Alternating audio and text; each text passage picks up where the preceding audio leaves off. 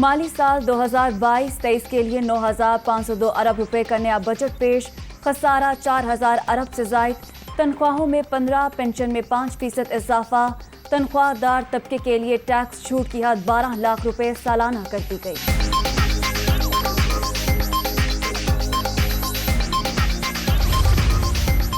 نئے مالی سال کے دوران لگژری گاڑیاں مہنگی ہونے کا امکان، 1600 سی سی سے اوپر گاڑیوں پر ایڈوانس ٹیکس بڑھانے کی تجویز، ٹریکٹر، زرعی آلات، اجناس اور بیجوں پر سیلز ٹیکس واپس۔